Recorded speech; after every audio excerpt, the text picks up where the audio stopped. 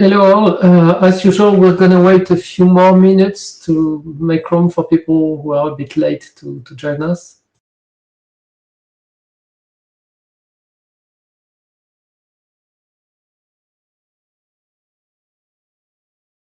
Okay, there is a new logo for.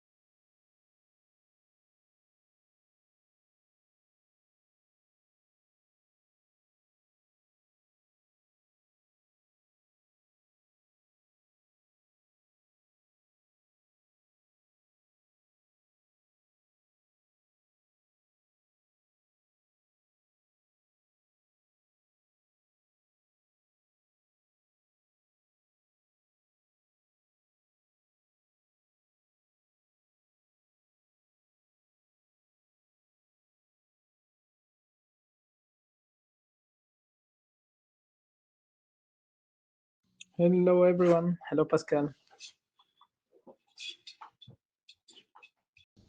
Hello, Alex. Hello, Laurent. Nice to see you all. Hi, Carsten, Eric, Ivan, Marco, Quentin, and Tero. And Anna. Oh, so nice.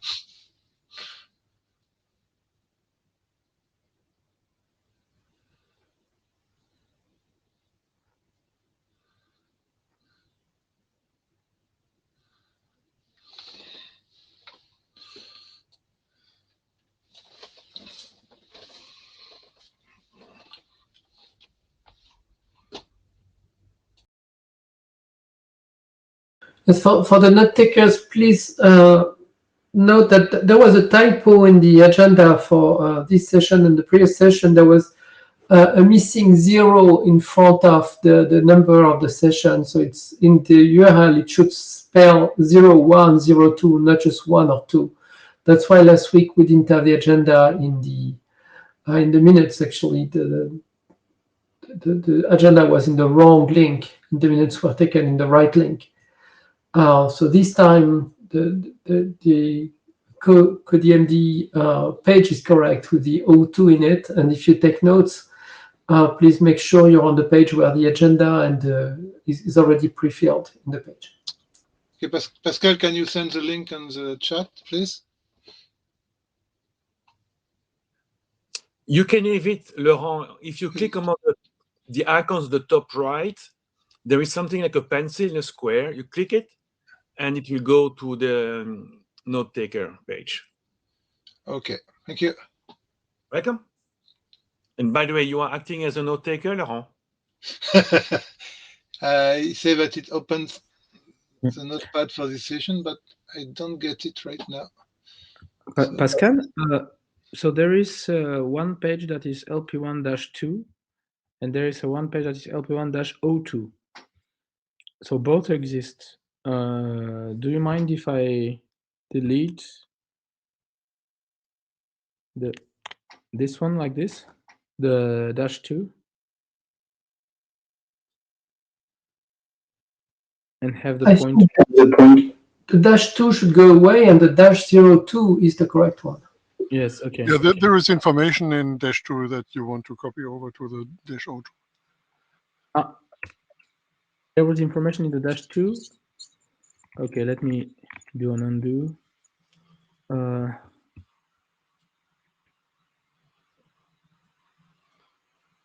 Okay, let me see. I know. I think that everything is also in the -02, right, Karsten? Or maybe I'm missing something.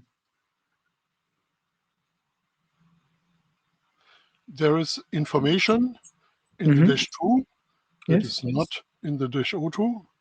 Oh, which? Okay. And I haven't exactly checked what you put in the -02. I just followed the link, which took me to -2. Yes, and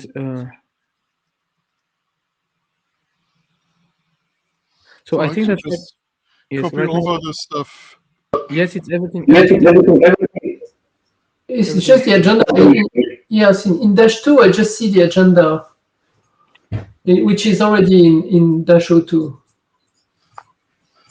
So is it okay like this? I just emptied the whole -2 and had a point to -02. Is it okay?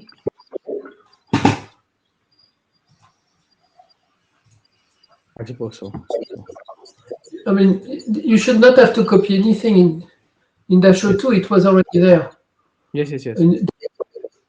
The agenda and I mean, I realized there was this typo. I just, initially I used the template that we had placed in every meeting, but that template was wrong actually.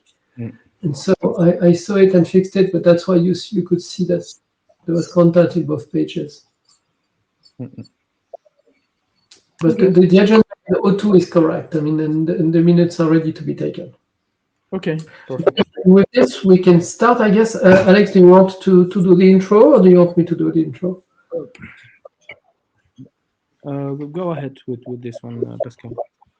Okay, so welcome to this LP1 meeting. This is an official IETF meeting. So as such, the IETF not well applies, and with all the best practices, as you know from attending many of those meetings, there are patent rules. If you're aware of any IPR, new IPR that's being discussed in this meeting, then please let the group know, or at least let the chair know. There are also anti-harassment and best practices for personal conduct. So if you're victim or witness of non-appropriate behavior, again, please let us know, and then you can also contact this ombuds team, and there is the URL of the ombuds team given there. And with this, we have a heavy loaded agenda for today. So we're going through this agenda bashing, and then we'll continue on the rechartering discussion that we started last week. And so the text has been updated based on Karsten's and other comments. So it's been a bit reshuffled. Then there is a discussion by Laurent on the sheet data model. So Laurent's indicated on an email that there was some tools compatibility issues, that maybe the sheet data model had to be slightly tweaked, and the sheet data model is not yet RFC. So I expect, Laurent, that's about the current draft, not a second document. So you'll tell us that. Then there is this proposal to manage the access control for the rules. And you remember that in the new charter, we expect to be able to fetch the rules from some location. Then there's a need to ensure that this setup, that's rule set, is proper, so some kind of signature or something to prove that it's the right rule set. Then we can access it, we can modify some stuff inside the rule set, etc. So there needs to be a very fine-grained access inside the rules themselves. And I guess that's what Laurent wants to discuss as well. And from there was this discussion started by Ivan on the mailing list about the structure of the LPWAN architecture document, like some ideas to merge some fields, that kind of stuff. And so Anna has been responding, so maybe we'll have we'll continue that discussion. I see that Ivan is there, Anna is there, so maybe we can continue on that discussion, time permitted. Okay. With this, so the status of the group has not changed. So let's move on because we have a lot of things to discuss. So the documents which were in the RFC editor at the first interim are still in the RFC editor. So maybe we can go through those the status of those documents quickly in the next slide. So let's go. Young data model, Laurent, if you don't mind, when you said there was this compatibility issue, can you just tell us if that's impacting this document, or you'll have your slot, but I think it's not a problem if we continue like we have a model right now. It will work well, but if we do the improvement, it will be better. But is it too late, considering that it's in the RFC editor already? I mean, I don't think so. I talked with Eric, and it says that we can do it. But if I do it, I want to do it with the group. Of the group. Yeah. Okay. Thank you, Laurent. Yeah. And I just would like to confirm what Laurent says, right? So as long as it's not gone to Auth 48, we can still do editorial change or minor technical change. And it's really this, so that will be no problem at all. We simply need to remember this, Laurent, when we arrive at we reach the Auth 48 state. You mean that you will do it as part of Auth 48, right? That because I was not sure about your words, Eric. Yeah, sorry. Yes, it will be done during the Auth 48 phase. Okay, that's neat. Okay. NB-IoT, anything new, Anna? I mean, no, from the last meeting, we have not received any comment from the editor, not until today, so we are waiting. Okay. Compound hack, Alex, I saw that you had some discussion. Yes, so everything is done, and I was really like, okay, I'm going to press the button, and a couple of lines that are, it's a very minor thing.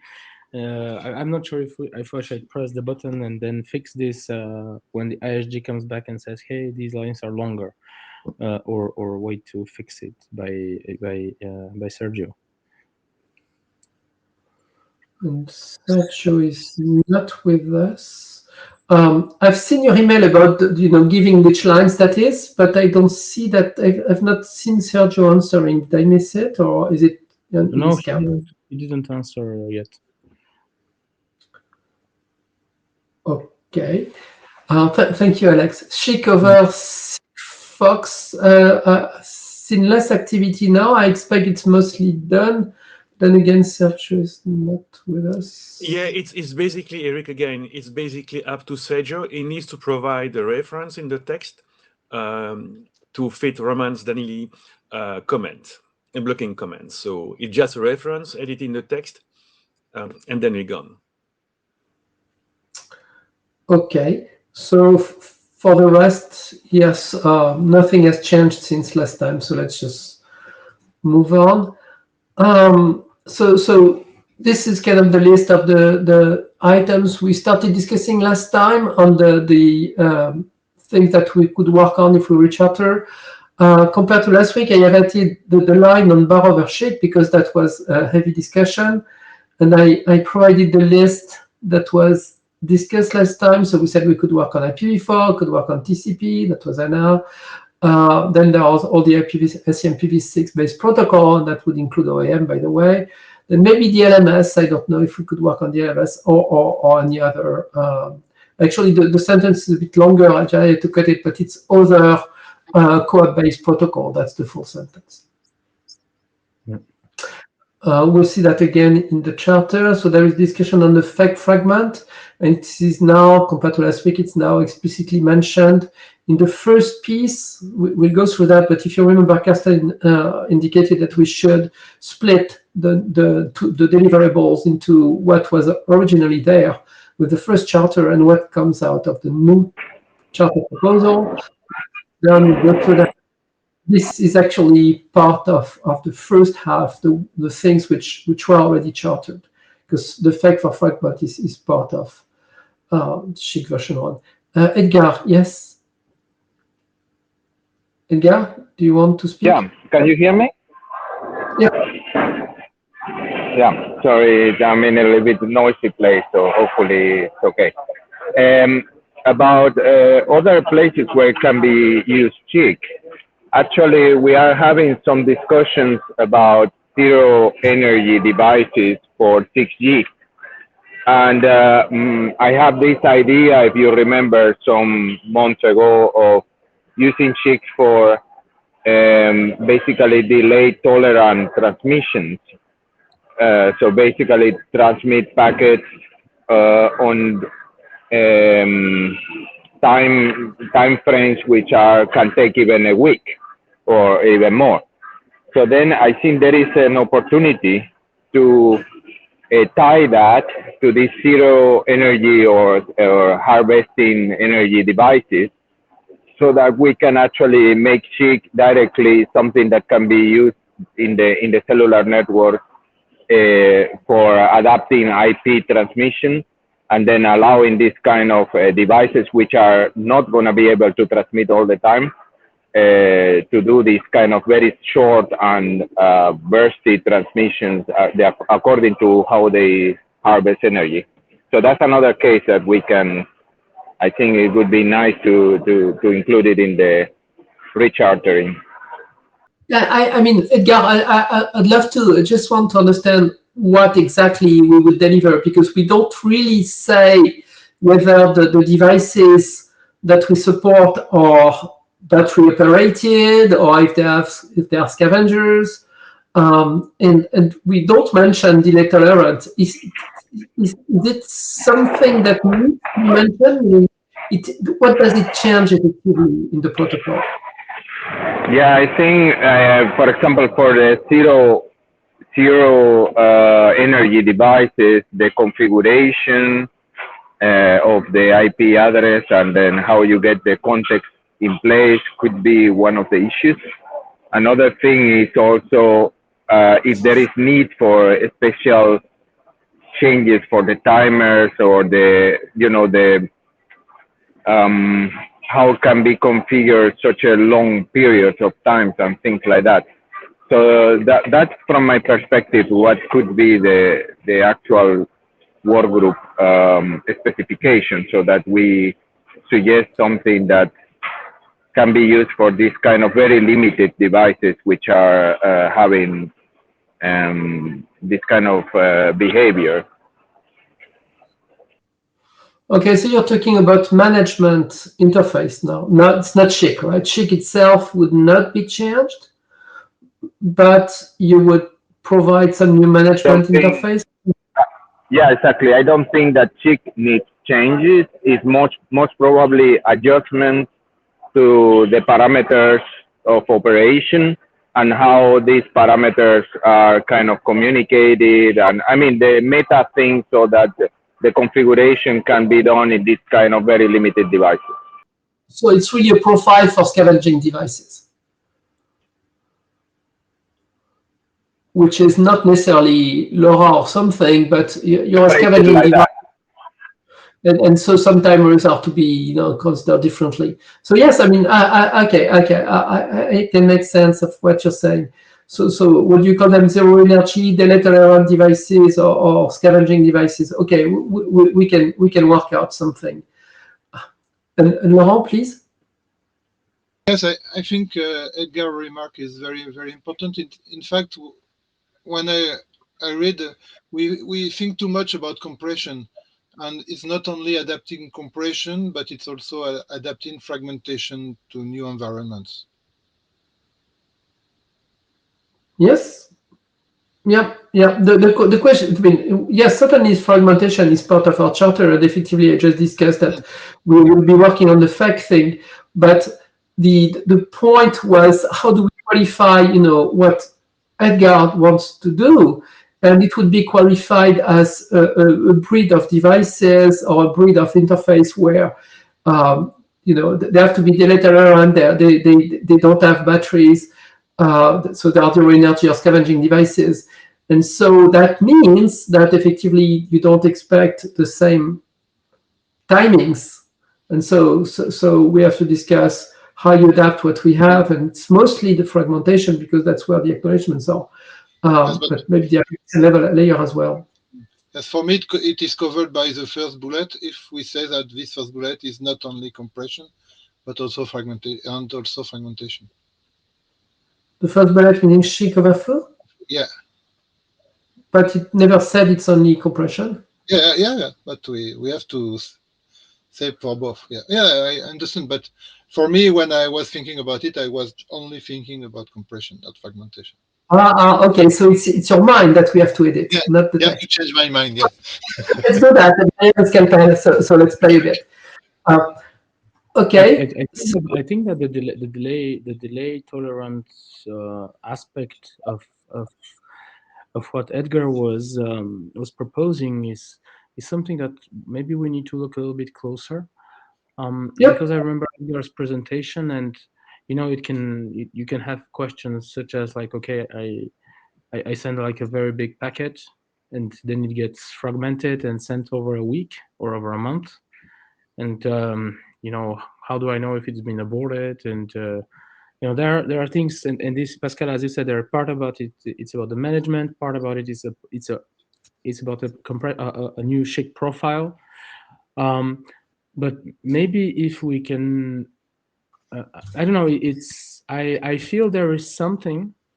I'm not sure it is for the new charter, but I feel there is something specific to this delay tolerant big packet that I'm not sure if it maybe it falls already in these items here, but I think that there may be something a little bit specific, right? So maybe we can just put it as an example and keep the charter items. Or if we decide that, hey, well, it's not covered by these charter items, probably we should add a new item. Right? Yeah, actually, there is the item thing, but there is also the intro text. And yes. I was quickly editing something just to make sure I keep in mind. Let me go to the clip for a sec and propose some text. So basically, you will see. Just type a sentence in the chat, and that sentence is the first sentence of the proposed charter, which you'll see in a minute, with a slight addition where we add the after the and even stricter. That's what's new versus what was in the proposed charter. Okay. So the idea would be, actually there are typos, but it's just me typing as I go. Yes, I agree. For me, then this text here then allows to have some. Yeah, okay. I agree. For me, and maybe Edgar can later on when we have the new version of the proposed charter, we can reread it with fresh eyes, and Edgar can say if that's something that is that is covering what he has in mind. Or that's something. What I'm doing now, Alex, actually. So let's just go through it and just figure that the sentence that you have on the chat replaces the first sentence in the proposed charter. And discuss from that, I mean. So I just not want to edit the slides that we are going through because it's not really easy to work like that. So the first slide is text which will not be in the charter and that we renamed background based on a recommendation by Carsten. We also shuffled the text a little bit. The first sentence is in place and the third paragraph kind of moved first As a result, blah, blah, this has moved up a little bit. And then the list of the documents comes next. Anyway, as Eric said, this is not to be part of the charter. This is just to be in the envelope of the charter. So if you want to have a quick look on how it's reshuffled, if you want more changes in there.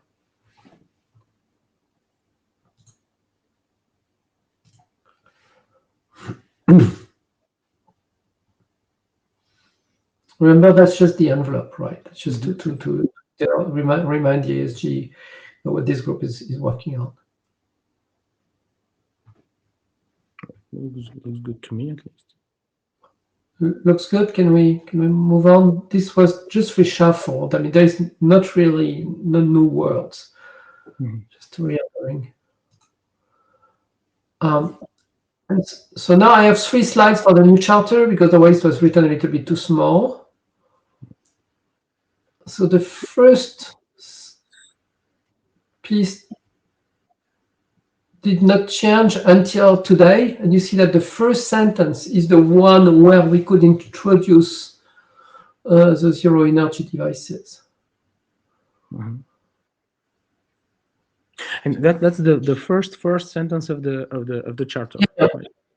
That's really the beginning of the charter.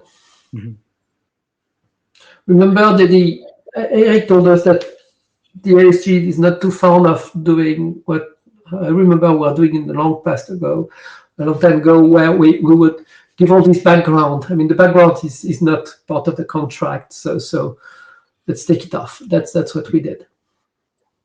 We may want to say a few sentences, though, right, about the background, but not the amount of text and achievement that was done in the previous slide and this one. Maybe just the first sentence here is perfect. The rest is a little bit too much, I think. Anyway, there will go multiple iteration, right? So once the working group is ready, then I propose it to the ISG with some review, and then it's proposed to the IETF community by a last call, where we can do another change as well. So, I mean, Eric, I mean, you know better, right? So we give you like this bulk of text, and if you want to pick some of the sentences in the first group and move them in the second, in this slide here, I mean, I'll be also happy to do that. I mean, we kind of move the background away because that was your recommendation. If you want to take one sentence back, we'll do it. Just let us know. I mean, you know better. I'll do.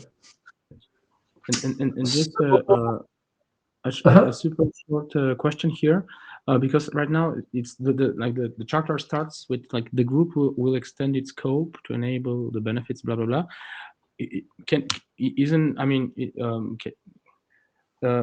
I'm thinking about someone coming and reading for the first time the charter, and it's like, okay, they extend something, but what's the something, right? Yes, that's the question last time as well, Alex, and that is what the background tells, right? And the previous charter, I mean, it's a re-charter, so the ASG people they still have access to the old charter. That's one thing. Okay. And the thing is, it's written there in the envelope, but it's not part of the contract. Okay, then. Okay. But that's why you see that in the next slide there is, and that was Carsten's point last time. In the next slide, you'll see extending the old charter as the first item, or working at the old scope, basically old scope, new scope. We have divided the deliverables in old scope, new scope. Okay. Can we say the scope of the group is to extend? I mean, it's okay. I mean, okay. Then it's good. If you have already discussed that point, then it's good. Sorry.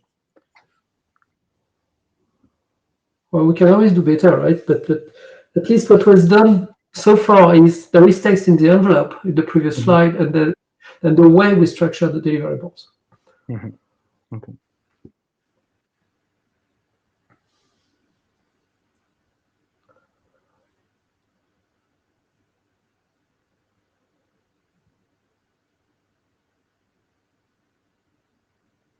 Okay, we're close to the end of this slot, so we have to move on.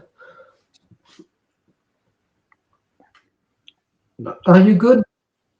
So Laurent wants to say something, and Eric wrote in the chat that about the tense, to like to The scope put it in present tense and not like will extend it, because this is the new scope. So, but it's, I mean, it's a minor. I think it's a minor detail, and we can fix that. So basically, you want to edit the first sentence. Yeah. Let me just write it down in my draft, and I'll work on that. Okay. Okay. So, Laurent, yes, please. Yes, just one minor comment, and we can discuss offline. But the last sentence, the group will continue activities on previous charter. I think if we have a charter, we forget about the previous one. So it's just to say what we are doing in this charter. Well, in this charter, we are continuing our But I previous don't charter. discuss right now, so just can. Because this introduction this slide is there to say why we have this, which continues the previous charter, and that, which is the new work with this charter. That's basically this sentence. Remember, those three slides are one continuous text. Okay. Now, so from the previous charter, so those two items were there last week. It's just that if you look at the after the and in the first item, you have and providing additional reliability mechanisms such as fake for fragments. So now it's listed explicitly when it was only implicit last time.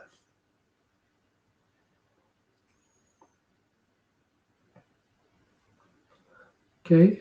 Okay, I think it's good, and if Eric is okay with this, then of course we can then see the feedback, and I'm sure the ISG will tell us, well, hey guys, you need to change this thing in this way. But I mean, it looks good to me. Yes, the more contentious things could be, the new proposed charter items, which is I think this is the most important slide, right? That's the last but most important. That's where we go and discuss what we will be doing and what we could be doing.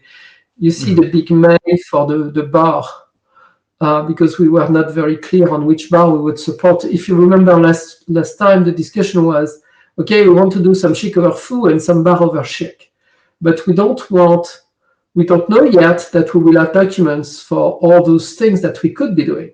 And so we can't commit that we'll do TCP or IPv4, for instance, which are listed here, or DLMS. So do we want to still list them? If we list nothing, it's just open bar, and maybe the ISG would not like it. If we list things, I mean, at this point of time, we cannot commit to do them all. It's more like we pick some in that list. Eric, if that makes sense. Mm-hmm. How do you prefer it? We list nothing, or we give like a too exhaustive list? I like having the examples, and then that will provide also the ISG the possibility to say, hey, like IPv4 is no, for example, or something else, right? Yes, Anna. Anna?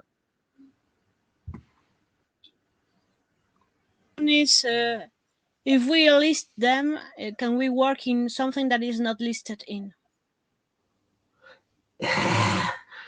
The problem, if we don't list anything, that's open bar. That's what I was saying. So you could work on anything, but the ISG will probably, fight.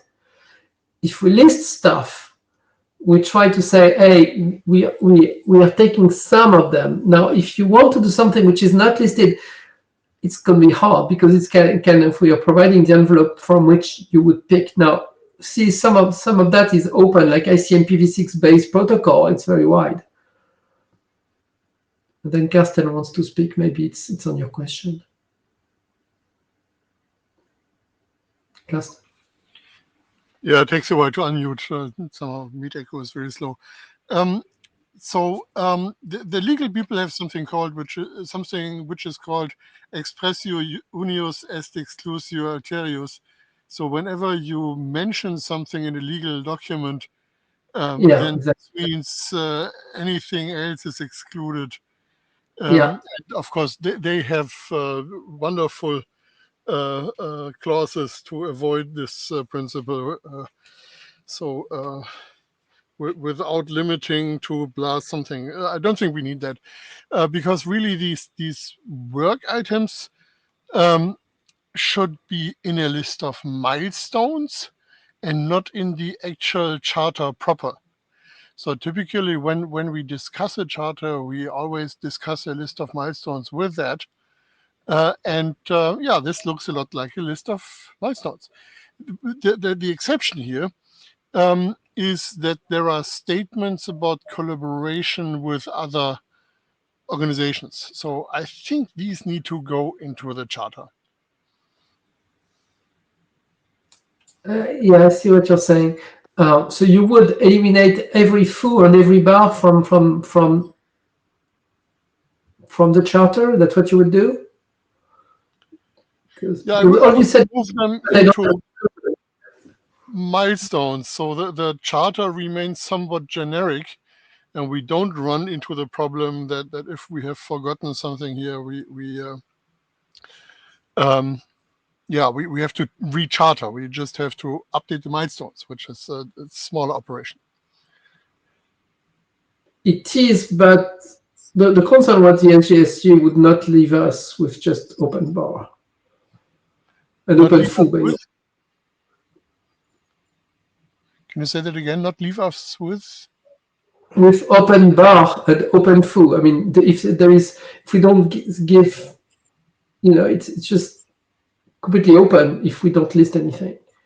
And the worry was that they would not be happy with letting us know, because when we discuss the milestones, usually it's just with the ID, right? It's not the ISG, it's just our ID. So our ID himself has to work within the contract. Yeah. I mean, I just don't know. I mean, it's really for the ISG to tell us if they're happy that we remove everything from the list. That's better. I'm with you, and let's do the milestone just as you say. It really makes sense. But having this list, if we asked, is kind of comfortable versus we don't have this list ready for that. Yeah. Eric? Yeah, so I would not overdo it. This charter will be revised by the ISG, and we make minor tweaks like this. So I think in this working group, what you should do right now is to not select the precise word or thing, but more about the topics you want to work on among us. And then you send it to myself, and together with the IG, we'll use the right word. So don't spend too much time on this right now. Okay, so take this into account. I mean, do you see some protocols that you would like to work on in this round that is not listed here? I guess in this case, the you is the working group, right? It's not me. Yeah, it's exactly. I'm sorry, Eric. Yes, I mean, everybody in this call, or we can ask the mailing list because we copy that on the mailing list. Is there any protocols people would like to work on which is not listed here? No, for me. I mean, not on my side. My side is quite complicated. Okay, I really. Oh, I see. Okay. I see that my mic is too.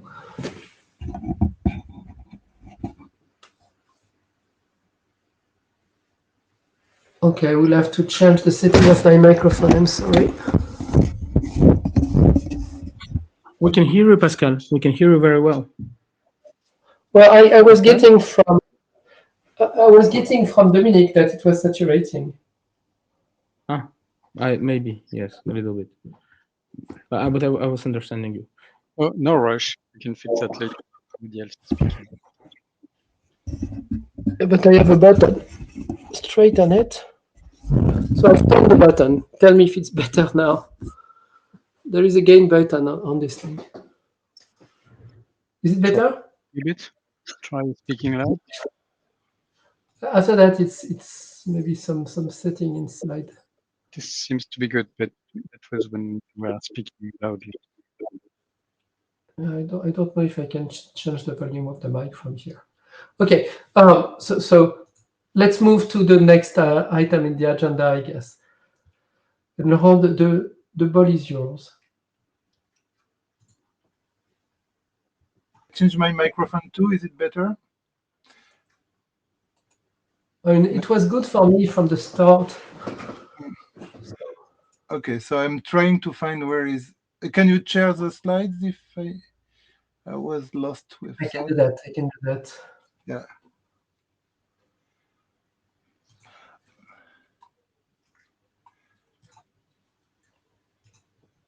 Okay, so as I say, I work on the OpenShift implementation to play a little bit with the data model, and it works well.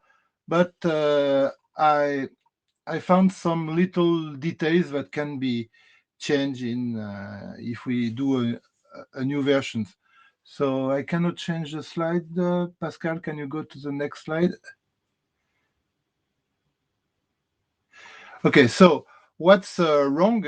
In fact, is that when we define the data model, we define a type, and inside this type, there was a union between two things. One was an identity, and the other one was an integer. So this type is used, for example, for the field length, and the field length, we give the size, or we call a function. So that's why we need a union here. And this type depth with the union was included in the rules that works with the compression. So when you run some tools to validate this, there is a strange behavior. It's that they ask that the integer has to be a string. And so that's quite strange because it is defined as an integer. But in my understanding of the problem, is that when you do a model in, or you put data in XML, then there is no difference between strings and a number. But when you do JSON,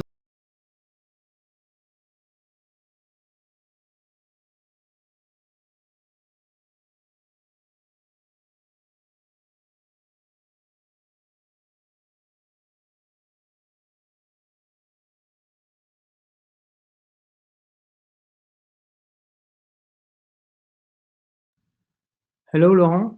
We cannot hear you anymore. And I hear you, Alex, so everything is fine.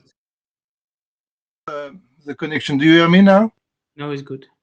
Okay, so I don't see the slides, but I think I don't know where I have been cut, but I said that the representation in XML is JSON. You have different type, and so it means that the tool that check, I think, have been tested widely on XML and do not detect this. But when we go to JSON, then we may have this problem. So what I propose, I don't see the slide anymore, but I can do it by memory. So what I propose is to move this union and not, so to keep a type def that it will be just related to the identity. And then we will have, we put the union directly on the compression structure. So for me, it's better because here, when we use existing tools, we can put this value as an integer. And the second thing, that it's very close to the model, so validation tools may have an easier access to this information. And on constrained device, maybe it will be more easy to implement because you don't have to look at the definition. So that's why I made a new data model, a new young module, sorry, that include this. So you have in a slide, if you see the slide, because I don't see them,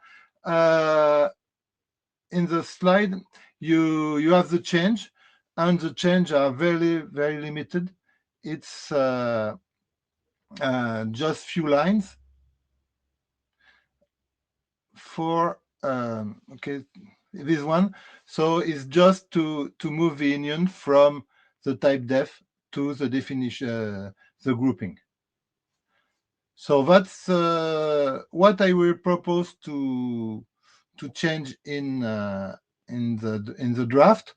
And since we are doing the change, I also put in the next slide some change that Quentin, with a discussion with Quentin we had, was just about the co-op option and to create a sub. Can you go to the next slide, please, Pascal? Yes, for co-op option, now they are in the current data model are the feed co-op base type, and we can create a new identity that will be feed co-op option. And this way we identify a little bit more the co-op option, but this has no impact at all on what we are sending. So here is a change I propose. If you have any comment or if you disagree with that. Quentin? Yes, well, thank you for the addition. Maybe an extra point that we've discussed as well was the addition of the raw on the wire fields for the co-op options in this registry. Is this something that we can also consider?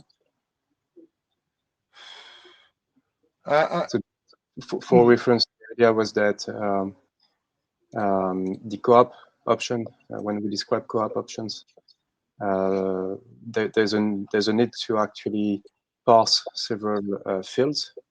So basically the co-op option delta, the co-op option length, the co-op option value, and etc. And so the question I'm raising is there an interest in also being able to address those raw fields as well? So not using the what I call the interpreted field, because in the packet itself there's not a co-op option if match. There's a sequence of co-op option delta, co-op option length, and etc. And yeah, that was part of the discussion. Yeah. So is this still on the table, or is this ruled out? I think for this version it's too late to do that, because it's a lot of change and we have to discuss about this change. What I propose here is just I'm not changing the model. In fact, the data you will, if you have generated data with the previous or the actual young data model, they will be compatible with this version. So I don't change anything to the representation. The only thing I change is more in the model by itself, to have something that is easier to implement, and it's more easy to use existing tools. Okay, yeah, thanks.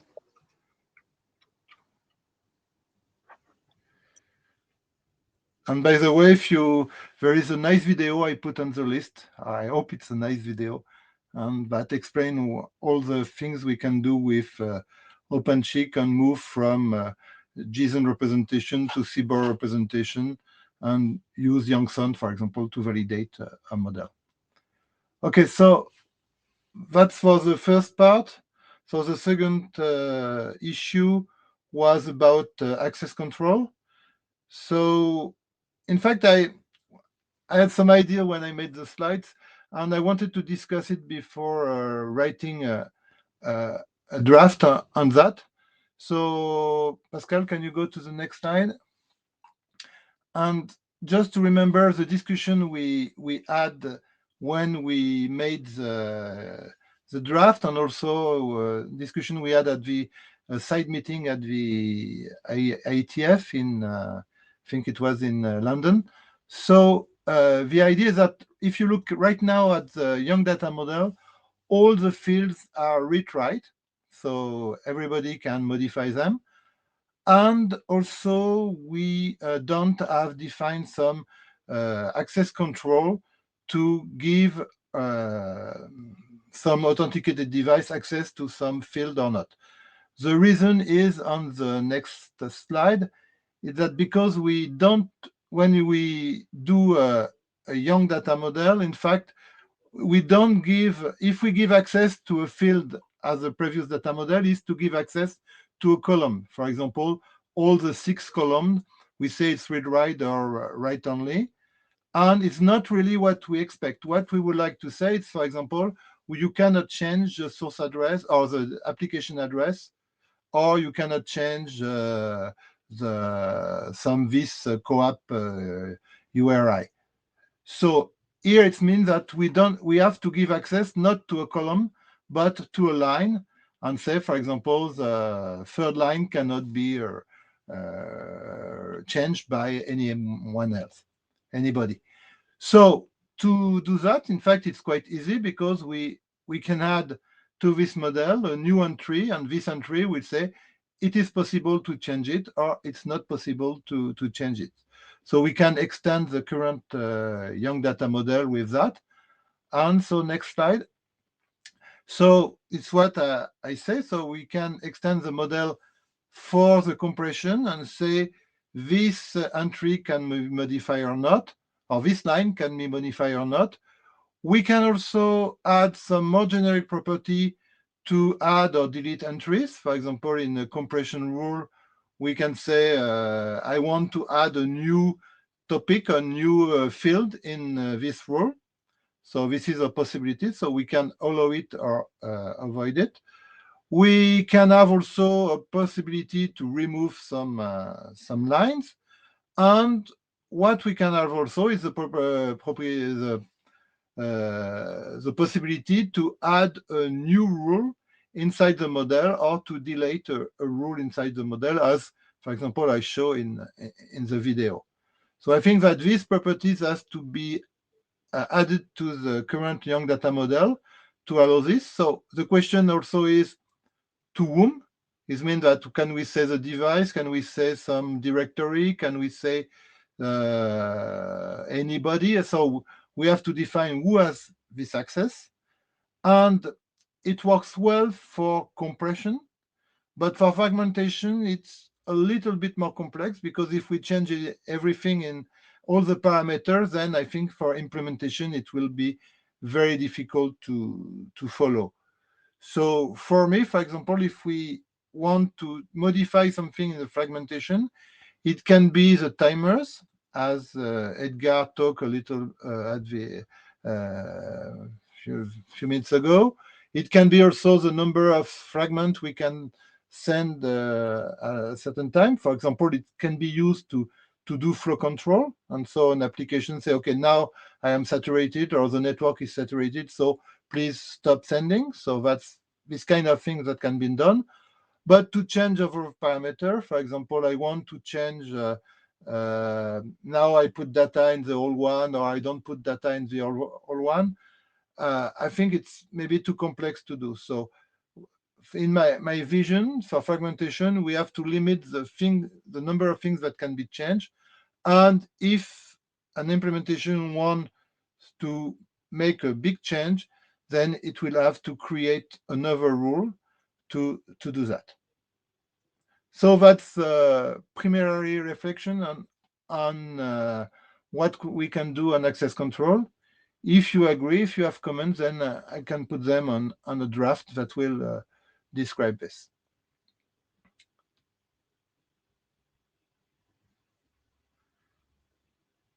Eric? Yes, Laurent. Just a quick thing. That's a new draft you are talking about, right? Yeah. Okay. Yes, it's an augment. In fact, we augment, and we don't change the current young data model. This one is finished, except for the previous slight modification I wanted to introduce. Thanks for the clarification, Laurent.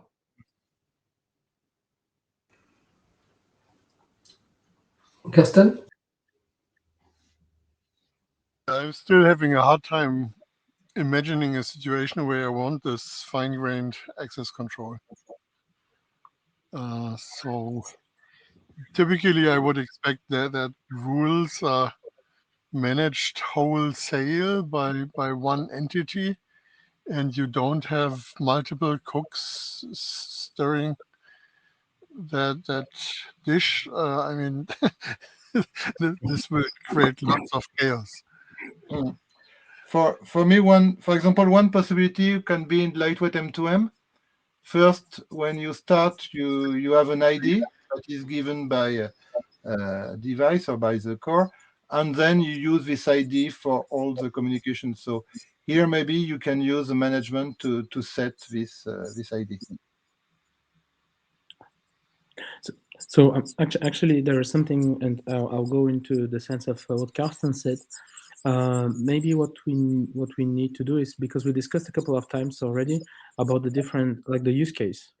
So what are the things that we envision as possible attack vectors, so that then we can, as you say, Laurent, like all these access control lists, maybe it's too fine-grained, maybe it's not enough fine-grained, right? So if we say that, hey, there is this possible attack, and there is this possible attack, and there is this possible attack, and I mean, we had I think we identified at least one or two use cases that could not be addressed otherwise, and then we can go with the solution. Yes, I mean, to progress on this, we need to have a specification of the use case we want to serve. There is another item that worries me in this description is we don't really say in which order we process the rules, do we? So if somebody writes a rule which is almost the same as the existing rule and both match, could it be that depending on the device, one rule is taken or the other rule is taken? I mean, how do we know if there are two rules that match, which one is picked by the implementation? Because as you discussed attack vectors, I mean, writing a rule which is similar to an existing one could be an attack vector.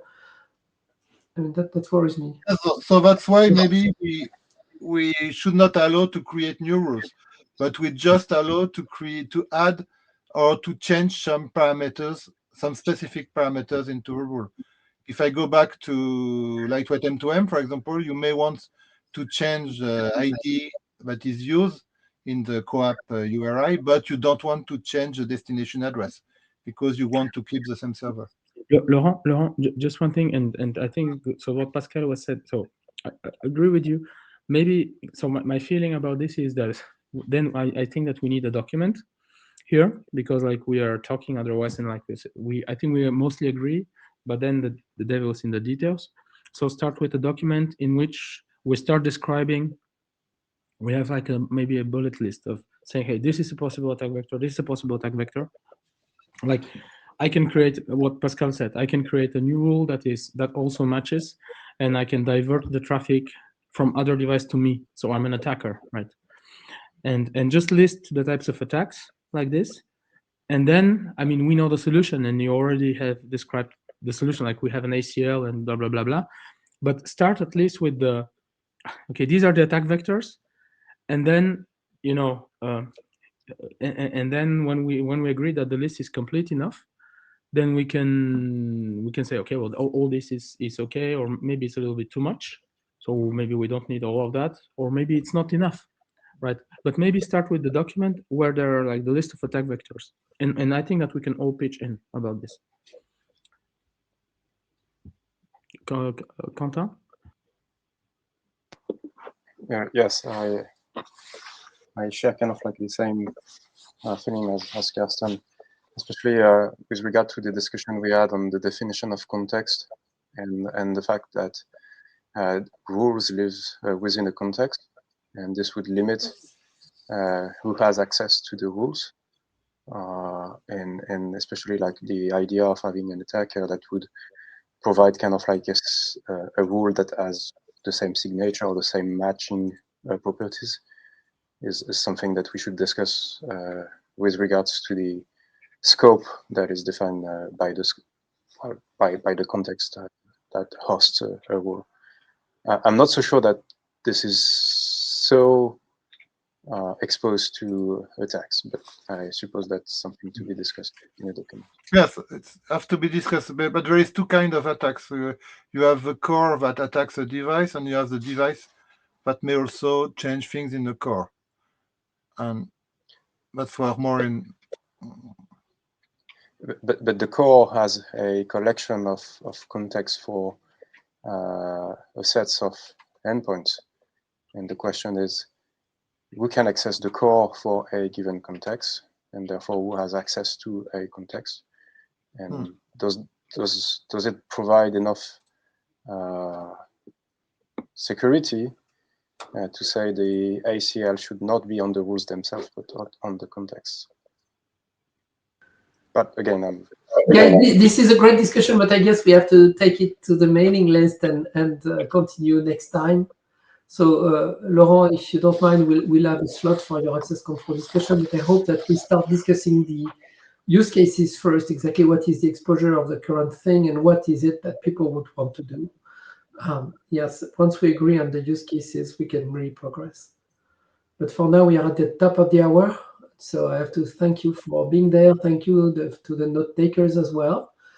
And yes, we need to adjourn. Is there any urgent thing somebody wants to mention before we go?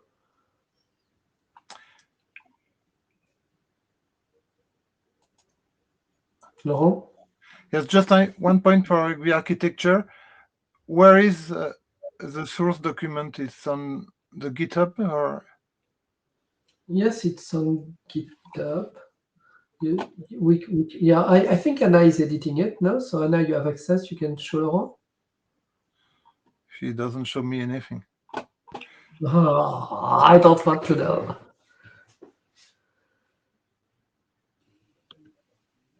Well, the last version is you that make the submission. So I don't know if you put the last version in GitHub. Oh yeah, I mean I'm pushing when I do changes. Okay, I think so. It's good. It's in the GitHub. Okay.